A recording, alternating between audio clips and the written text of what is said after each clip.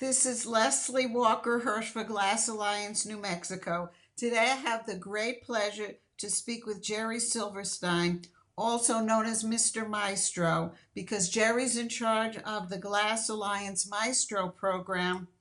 That's a program where he invites talented maestros in glass to come to Santa Fe and show their works of art and tell their life stories and sometimes even share some of their special techniques with the attendees at the Maestro events. Jerry is also one of the foremost glass art collectors in all of New Mexico. He was raised in Chicago and spent his days there as a counseling psychologist and administrator for a not for profit. So we're really glad to have you here today, Jerry. How are you? I am great, and thank you for inviting me to participate in this. So, Jerry, I'm going to take off my glasses now. Vanity over sanity every time. So, Jerry, how did glass art capture your soul and your imagination? Well, I always was a collector of one thing or another, and it would be through travels. I'd pick up souvenirs, or I would go to glass art fairs or other art fairs and like different objects, baskets, and wood objects, masks, and eventually decided I really was intrigued with glass. So that became my next uh, point of collection. So, so, Jerry, what did you start out collecting? How did you begin your collection? Well, I started out in my visits as when I worked, I would go to conferences in New York, and I would then become familiar with the various houses in New York, their showrooms for Baccarat, Aurifors, Steuben, etc. And I would always find small pieces of work, which I adored. I loved the feel of it. I loved to look at it, and I would take it with me, and I would bring it home from the airports in New York City, often having, because it is crystal glass, it would go through the radar, and I'd have to unpack everything and have the security people look at it.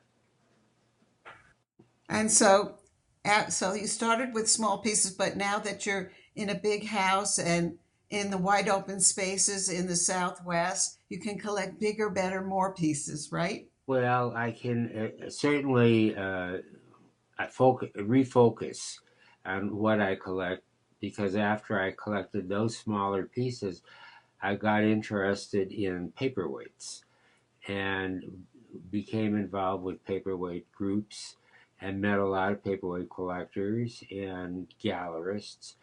And for quite a few years, that's all I collected was paperweights. And then a friend of mine who worked for a gallery in Chicago, it was a glass gallery, and she invited me to come to the gallery to look at the work. And I said, "Why?" And she said, "Because I think you would enjoy it."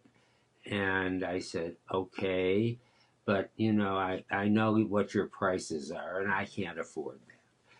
So she brought me in, and I took one look at what was in that gallery, and I got hooked. Been collecting that kind of studio art now since about 2000. Wow. So, Jerry, for readers and listeners who aren't totally familiar with the Maestro program, can you tell a little bit about it and maybe share your secret about how you convince famous artists to come to Santa Fe and talk to us? Well, I go to conventions, I go to shows, I go to galleries, openings, and I do meet artists. And sometimes I just Google, somebody will give me a name, and I'll check out their website, and see if it's something that I think might be of interest to our members. And I've become really friendly with many of these artists, and we try to work out a calendar schedule that accommodates them as well as our schedule. So, and of course, Santa Fe is an allure just in and of itself.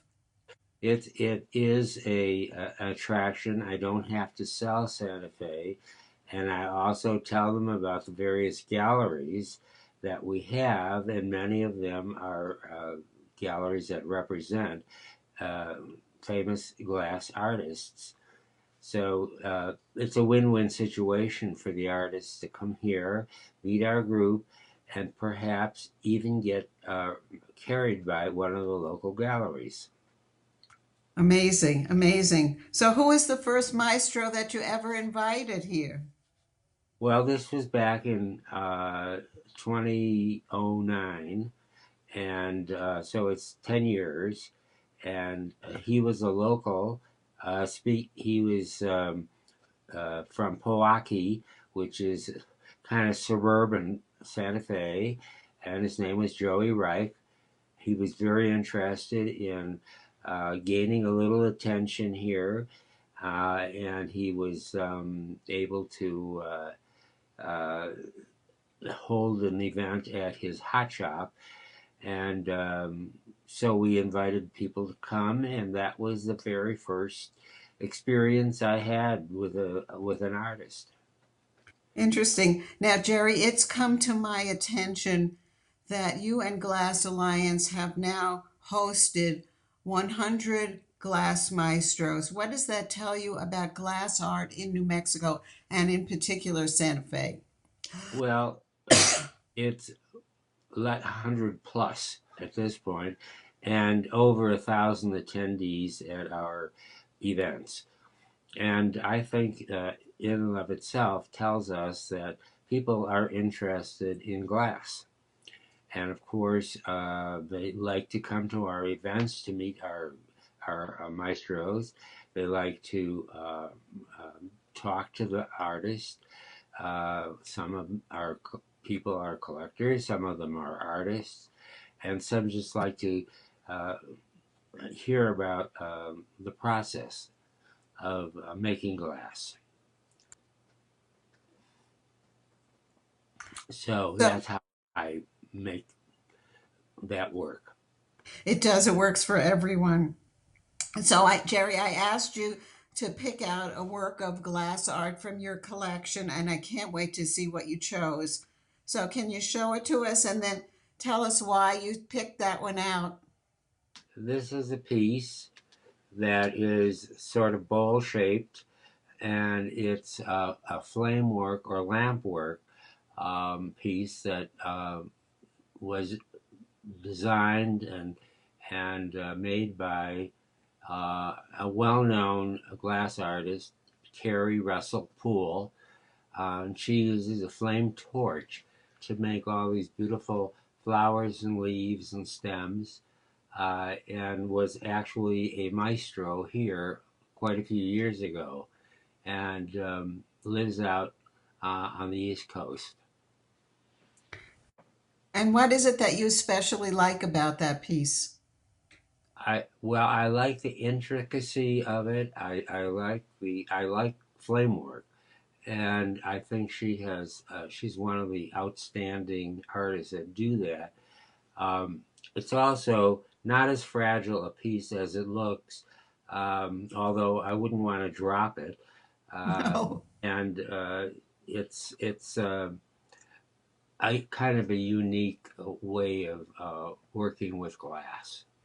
it is beautiful. So, Jerry, thank you so much for spending a little time with us this morning and telling us a little about your collection and your bio of how glass fascinated you. We'll see you at the next Maestro event.